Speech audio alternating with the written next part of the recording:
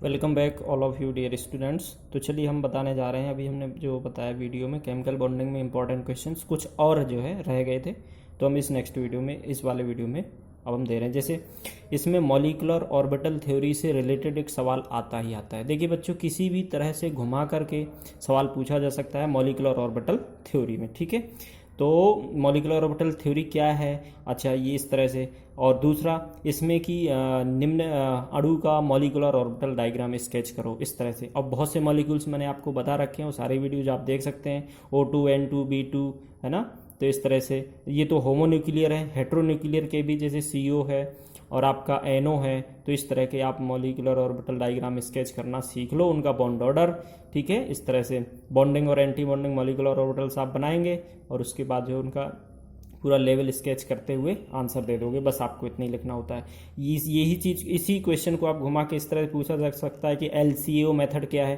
तो ये molecular orbital theory के अंतर्गत ही आती है। ये मॉलिक्यूलर ऑर्बिटल थ्योरी का कॉन्सेप्ट है कि जिसमें मॉलिक्यूल से जो बनता है, मॉलिक्यूल बनता है, उसके एटॉमिक ऑर्बिटल्स किस तरह से लीनियर फैशन में कंबाइन करते हैं। तो इसका मतलब क्या है, linear combination of atomic orbitals. ये मैंने पहले डिस्कस किया हुआ है, वीडियोज आप देख सकते हैं।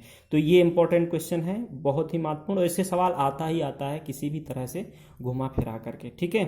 तो ये मॉलिक्यूलर ऑर्बिटल थ्योरी में सीधे सीधे मैंने फिर बताया आपको कि ये मॉलिक्यूलर ऑर्बिटल डायग्राम स्केच करने के लिए आ सकता है, ठीक है। अच्छा, तो ये था आपका केमिकल बॉन्डिंग में। अब बात करते हैं जो S and P block elements में, ये भी बहुत इंपॉर्टेंट है। इसमें देखिए डायगोनल रिलेशनशिप जो मैंने डिस्कस किया हुआ है उसको आप देख लीजिए, ये भी एक इम्पॉर्टेंट है। और इनर्ट पेयर इफेक्ट जो है P ब्लॉक एलिमेंट्स में बहुत ही ज़्यादा पूछे जाने वाला सवाल है, ये अक्सर पूछा जाता है, तो आप इसको भी नज़रअंदाज नहीं कर सकते हैं। इनर्ट पेयर इफेक्ट के वीडियो जो मैंने डाले हुए हैं, यूट्यूब में पड़े हुए हैं, तो उनको आप देख लीजिएगा, ठीक है बच्चों। अच्छा, और P ब्लॉक में इनर्ट, ये भी बहुत इंपॉर्टेंट है, inter halogen compounds. Inter halogens आप समझ रहे होंगे कि जो हेलोजन फैमिली होती है उसके जो एलिमेंट्स होते हैं वो आपस में कंबाइंड करके कंपाउंड बनाते हैं, जिन्हें हम इंटर हेलोजन कंपाउंड्स कहते हैं। तो ये भी बहुत इंपॉर्टेंट है। जैसे इसमें मैंने कुछ लिखा हुआ है, जैसे ClF है, ClF3 है, IF7 है, इस तरह से। तो ये भी बहुत महत्वपूर्ण है। और इसमें आपको करना क्या है, सवाल आएगा इंटर हेलोजन कंपाउंड्स क्या होते हैं, तो आप इस तरह से डिफाइन करिए और इसकी कैटेगरी बना दीजिए कि ये कितने प्रकार के होते हैं।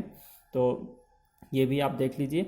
और अच्छा, इसी सवाल को इस तरह से भी पूछा जा सकता है हाइब्रिडाइजेशन में। जैसे मान लीजिए ClF3 आ गया, तो भी ये इंटर हेलोजन ही है, ये भी आप पॉइंट वहाँ पर लिख सकते हैं। तो ये, तो इसमें आपको ज्योमेट्री बताना है, ठीक है ना, हाइब्रिडाइजेशन बताना है। तो ये सवाल एक्चुअली में, या कहें कि रियली में, हाइब्रिडाइजेशन से रिलेटेड है, जो मैंने पहले ही बताया है। ये केमिस्ट्री ऑफ जीनोन वाले कंपाउंड में भी है।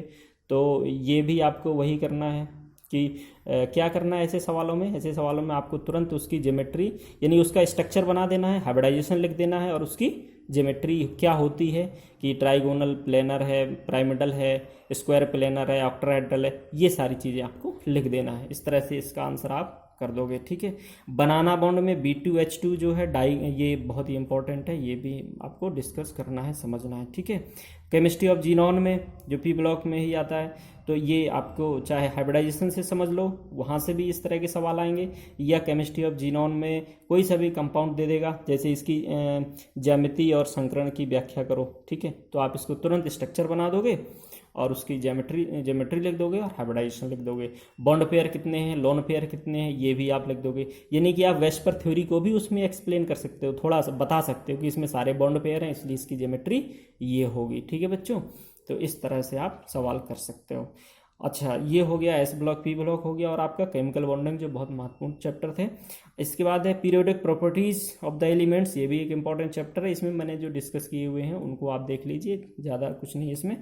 अच्छा, जो पहला यूनिट है उसमें स्लेटर रूल्स सबसे ज़्यादा जो टफ है पूरे यूनिट में, पूरे इसमें आपका जो फर्स्ट पेपर है। और radial and angular wave function, और इसमें प्रोबेबिलिटी डिस्ट्रीब्यूशन कर्व जो मैंने बनाना बताया था, किस तरह से स्केच करते हैं, ये वाला टॉपिक ही जो है सबसे ज़्यादा टफ है इस, अगर देखा जाए तो। बाकी तो सिंपल है, आपने 12th में भी पढ़ा हुआ है इस यूनिट में। तो चलिए बच्चों, इस तरह से ये आप लोगों को शुभकामनाएं हैं, और इस तरह से आप अपना पेपर दीजिए, अच्छे से पढ़िए। और चलिए फिर मैं नेक्स्ट पेपर में फिर से मैं आपको वीडियोज़ इस तरह से देता रहूँगा।